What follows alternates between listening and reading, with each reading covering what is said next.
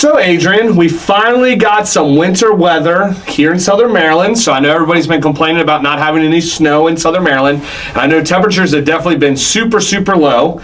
So do you have any tips or tricks for people, if they're trying to get their house ready for winter, or things that they need to be aware of? I know we don't necessarily get this type of weather very often here. So what types of things should a homeowner be ready for when it comes to cold weather and winter? So there's a couple tips for the exterior and interior home to prepare you for this crazy winter weather that we never know if we're going to get. Right. So a couple of them, definitely inspect your roof. You want to look at if there's any missing shingles, any damaged shingles, because that can definitely cause for water to get in, and we don't want water damage. Okay, all right. So in case you have some snow on your roof, you want to make sure that you're protected, that it's, not necessarily allowing any water to be intrusion.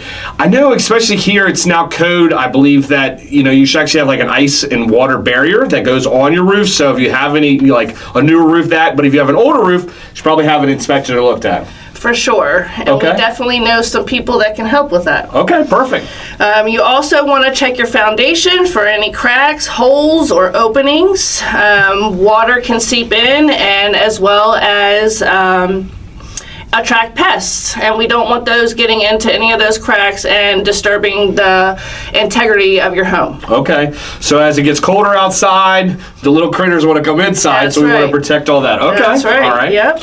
And then my last one for outside is firewood storage. You want to keep your firewood covered and at least 30 feet away from your home.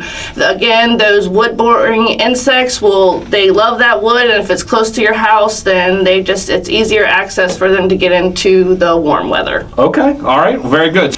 All right, so it sounds like you've got us covered on the exterior of the house. So now as we move interior to the inside of the house, what are some of the things that we need to be aware of inside the house?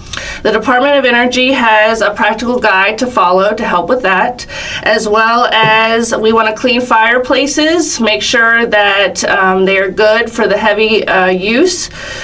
And then we want to also reverse our ceiling fans to make sure that they're going clockwise.